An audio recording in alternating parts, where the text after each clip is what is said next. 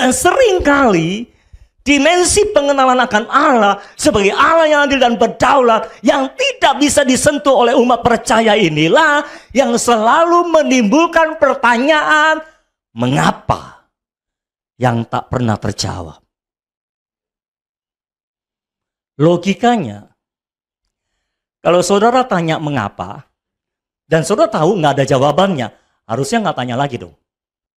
Logikanya, kalau saudara tanya mengapa, sudah tahu nggak ada jawabnya, harusnya nggak tanya lagi dong. Tapi kok tanya lagi? Siapa tahu ada, katanya saudara. Udah ketahuan nggak ada. Udah ketahuan nggak ada jawabannya. Siapa tahu ada dari mana?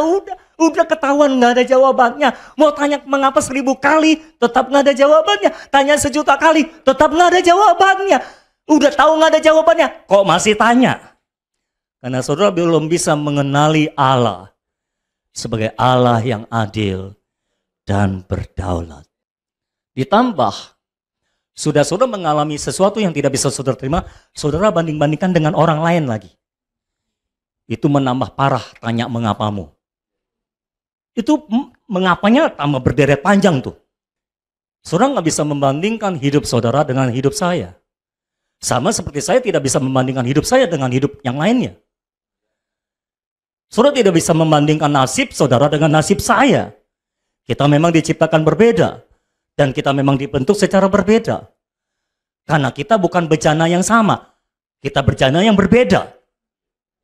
Kita tanah liat yang berbeda di tangan penjunan yang sama. Dan penjunan bisa membentuk saya menjadi sesuatu dan sementara saudara menjadi yang lainnya. Tentunya nggak sama, pengalamannya juga. Karakternya nggak sama, semuanya tidak sama. Karena walaupun tangan penjunannya sama, tapi kita adalah tanah liat yang berbeda. Betul saudara. Roma pasal 9. Ayat 14-21.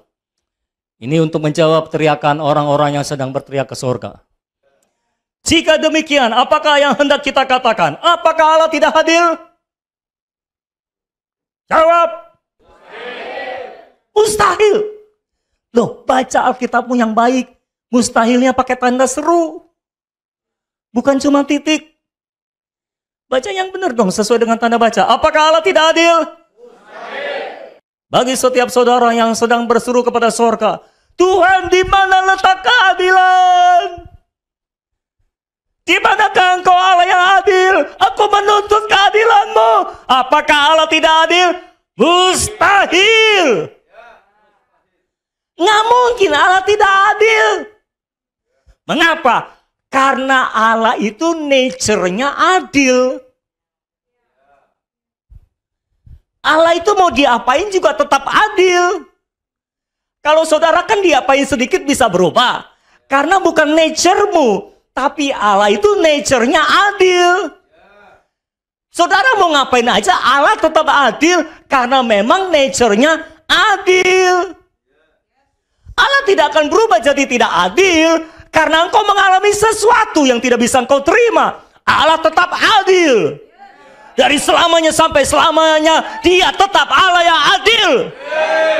Apakah Allah tidak adil? Mustahil. Nggak mungkin. Tanamkan dalam pikiranmu masing-masing. Kalau ada muncul pertanyaan dalam pikiranmu yang dimunculkan iblis bahwa Allah tidak adil, apa yang harus engkau jawab? Mustahil. Nggak mungkin. Tidak mungkin Allah tidak adil. Karena Allah itu adil. Nature-nya memang adil. Mau apapun yang terjadi, dia tetap adil. Mau langit bergoyang, bumi bergoncang, gunung-gunung beranjak, dia tetap adil. Karena memang dia Allah yang adil. Itu nggak bisa tergoyahkan, saudara. Dia akan tetap adil. Dari selamanya sampai selamanya. Saya nggak bisa bilang begini, Tuhan, kok jemaatku sedikit? Itu orang lain, hamba Tuhan lain, jemaatnya banyak. Enggak adil. Apakah dia tidak adil karena jemaat saya sedikit? Tidak. Nggak mungkin. Yang perlu digariskan dalam pikiran saudara adalah, Allah tetap adil. Walaupun yang engkau alami tidak adil, tapi Allah tetap adil. Tapi mengapa engkau izinkan ini terjadi, Tuhan? Kita baca lanjutannya. Sebab ia berfirman kepada Musa, aku akan menaruh belas kasihan kepada siapa aku mau menaruh belas kasihan, dan aku akan bermurah hati kepada siapa aku mau bermurah hati. Jadi hal itu tidak tergantung pada kehendak orang atau usaha orang, tetapi kepada kemurahan hati Allah. Berapa banyak orang yang sudah berusaha untuk punya anak tapi belum punya anak juga. Tapi yang tidak berusaha punya anak brojol sendiri. Lah kok begitu? Tuhan, kenapa dia brojol terus? Aku nggak brojol-brojol. Aku sudah doa puasa, Tuhan. Apakah Allah tidak adil? Tidak mungkin. Mustahil. Tidak bergantung pada kehendak orang atau usaha orang. Berarti kita nggak perlu berusaha dong? Nggak juga. Nggak kayak gitu juga kali. Jadi hal itu tidak tergantung pada kehendak orang atau usaha orang, tetapi kepada kemurahan hati Allah. Makanya kita hanya bergantung pada kemurahan hati Allah.